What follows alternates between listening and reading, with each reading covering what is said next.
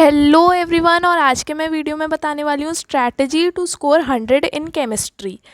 तो इस वीडियो में मैं बताने वाली हूँ तुम्हारा कौन सा चैप्टर कब तक हो जाना चाहिए, कौन से चैप्टर्स इजी हैं, हार्ड है, मीडियम है, और कौन से चैप्टर में से सिर्फ तुम्हें सबसे ज़्यादा इंपॉर्टेंट क्या क्या है जो कि बोर्ड्स में आता है।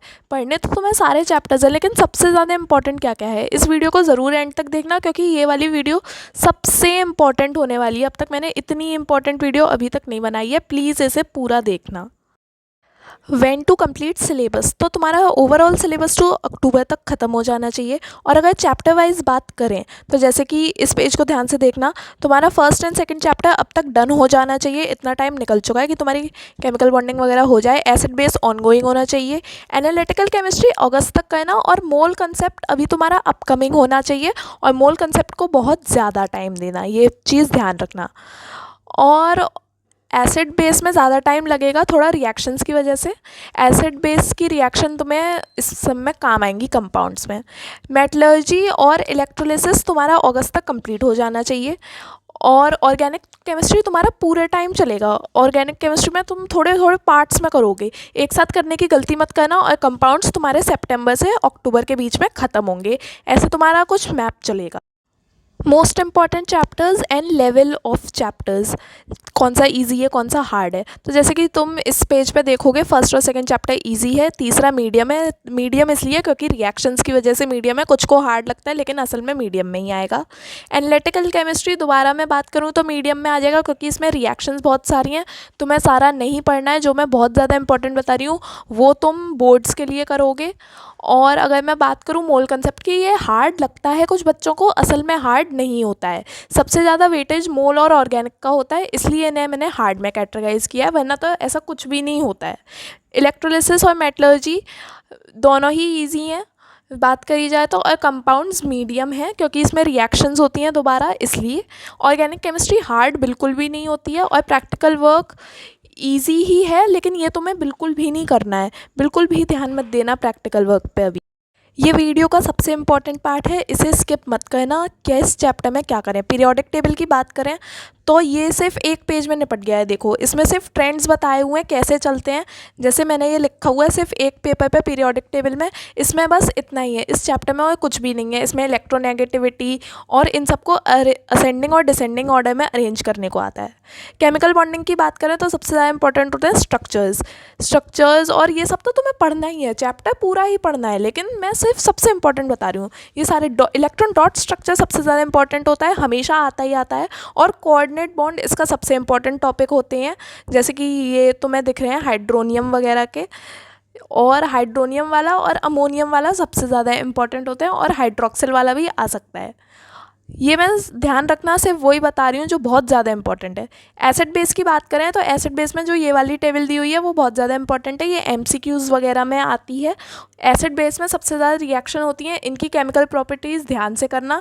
ये जितनी भी रिएक्शन दे रखी हैं ये तुम्हें अभी भले ही अच्छी ना लगें, लेकिन अगर तुमने ये चैप्टर कर लिया तो तुम्हारे लिए कंपाउंड्स बिल्कुल आसान हो जाएंगे, क्योंकि कंपाउंड्स में सारी रिएक्शंस यही हैं, बस लैब प्रिपरेशन अलग होगी, वो भी तुम्हें इधर मिल जाएगी।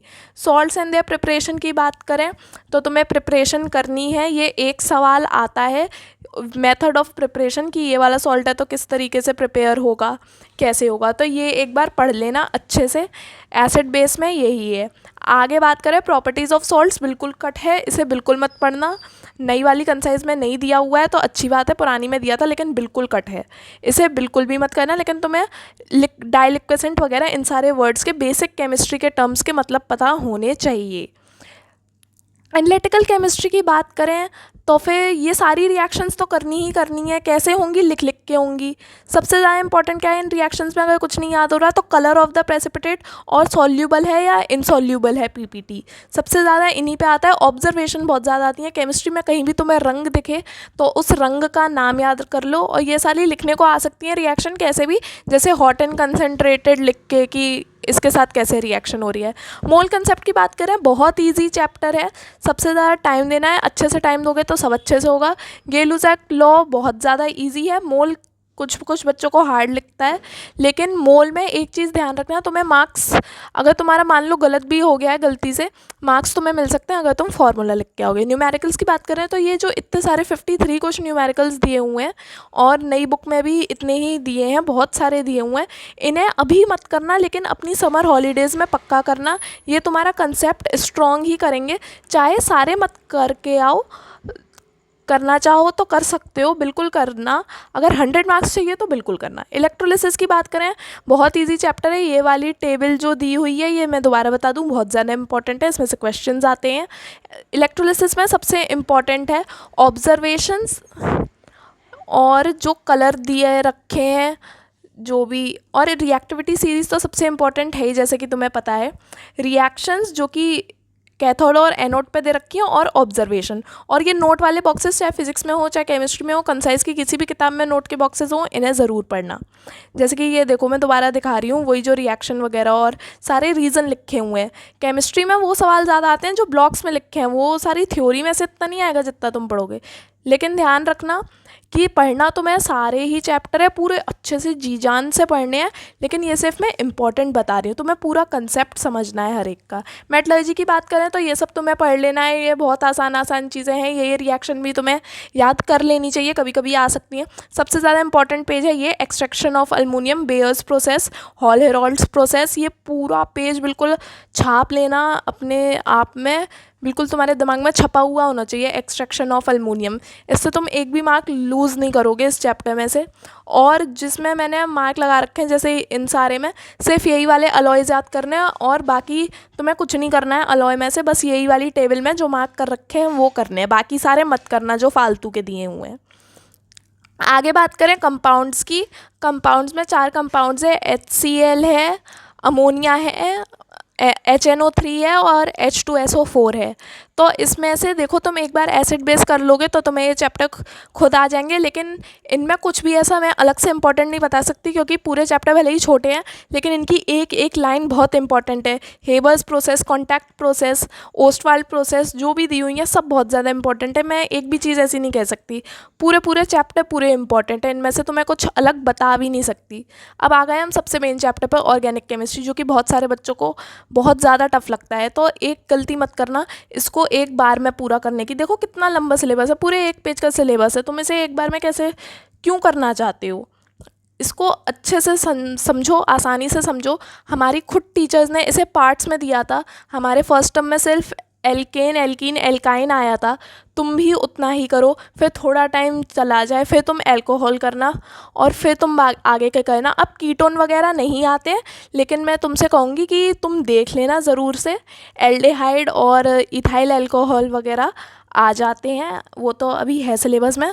5 नंबर का तो सिर्फ आइसोमरिज्म और स्ट्रक्चर्स आते हैं IUPAC वाले, और ये वाला जो ये टेबल मैंने दिखाई अभी रिएक्शन की, ये सब भी आता है। ऑर्गेनिक केमिस्ट्री कैसे होगी, एक तो इसकी रिएक्शंस लिख के याद करना, और ये पूरी कंसेप्ट बेस्ड है, सारी समझने की है। और कहीं भी कलर लिखा हो तो मैंने बताया ही है, केमिस्ट्री में याद करना। कुछ रिएक्शन है जैसे एस्टरफिकेशन वगैरह उनका नाम है, तो फिर वो ज़रूर देख लेना, वो तो पक्का आती ही आती हैं, कहीं अलग से आए लेकिन आती हैं। ये एक बहुत बड़ा वेटेज का चैप्टर है, इसलिए इस पर इतना ध्यान देना पड़ता है। और IUPAC एक बार अच्छे से सीख लेना, हो जाएगा। प्रैक्टिकल वर्क की बात करें तो फिर बिल्कुल भी मत पढ़ना, मैं बता रही हूँ, कंसाइज में से बिल्कुल भी मत पढ़ना। मैं तुम्हें नोट्स प्रोवाइड करूँगी, उन नोट्स में सब कुछ लिखा है। और तुम ये चैप्टर कब छूओगे, तुम ये चैप्टर छूओगे जनवरी में, तुम ये उससे पहले छूओगे भी नहीं। अपना दिमाग बिल्कुल नहीं ख़राब करोगे इस चैप्टर में, ये मैं सच बता रही हूँ। ये टॉपर्स नोट है, इस चैप्टर को नहीं छूना चाहिए, तभी छूना एंड में। इसमें सारी बेसिक केमिस्ट्री है, इसके क्वेश्चन जो दिए हुए हैं ना बुक में, वो उनकी तरफ देखना भी मत, बाकी सारे चैप्टर्स के तुम क्वेश्चन करोगे। Now what to do with PYQs and question bank. PYQs तुम 10 साल के ही करोगे, ये मत सोचना पैटर्न चेंज हो गया या कुछ भी चेंज हो गया तो सिर्फ हम कम साल के कर लें, हम 5 साल के कर लें। 5 साल के करोगे तो फिर नंबर भी उतने ही आएंगे, 10 साल के करोगे तो बहुत हाई चांसेस हैं। 10 साल के ही करना, 10 साल से कम बिल्कुल मत करना। जिसके भी 100 आते हैं वो 10 साल के ही करता है और सारे सब्जेक्ट्स के करता है, ये बात ध्यान रखना।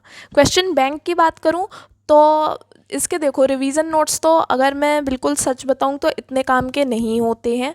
माइंड मैप हेल्पफुल हो सकता है, वो मेरे लिए तो नहीं था, मेरे को तो ज़्यादा माइंड मैप से समझ में नहीं आता है। मैं खुद अपने माइंड में मैप बनाती हूँ, मेरे को बुक की ज़रूरत नहीं है। और ये सारे जो क्वेश्चंस दिए हुए हैं ये एक्चुअली प्रीवियस ईयर क्वेश्चंस ही हैं। तो फिर अगर तुमने 10 ईयर PYQ कर लिया है तो तुम्हें क्वेश्चन बैंक की एक्चुअली में कोई ज़रूरत नहीं है। लेकिन अगर मान लो तुम्हारा कोई भी सब्जेक्ट ज़्यादा वीक है तो उसी सब्जेक्ट की तुम क्वेश्चन बैंक लेना। तुम्हें सारे सब्जेक्ट की क्वेश्चन बैंक लेने की ज़रूरत नहीं है, ना ही तुम्हें सारे सब्जेक्ट की क्वेश्चन बैंक सॉल्व करने की ज़रूरत है। जैसे कि मैंने PCM की ली थी, तो फिर तुम भी बस जो भी तुम्हारे ज़्यादा डिफ़िकल्ट सब्जेक्ट्स लगते हो तुम्हें, तुम सिर्फ उसी की लेना।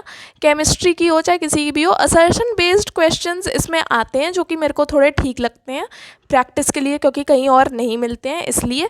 वरना जैसे मैं तुम्हें ये पूरी बुक दिखा रही हूँ, तुमने देखा है ज़्यादा मतलब मेरी पेंसिल वगैरह चली नहीं हुई है। हाँ, मैंने इससे पूरी प्रिपरेशन की है, लेकिन देखो पढ़ना तो मैं केमिस्ट्री की असली बुक से ही है, कंसाइज से। तो इसलिए अगर तुम्हारी केमिस्ट्री अच्छी है, तुम्हारी अच्छी है तो फिर तुम ये बुक मत बाय करना, और अगर तुम्हें थोड़ी हार्ड लगती है तो बिल्कुल ये बुक बाय कर लेना। Thanks for watching this video. ये वीडियो मैंने अपनी सारी फ्रेंड्स के सजेशन से बनाया।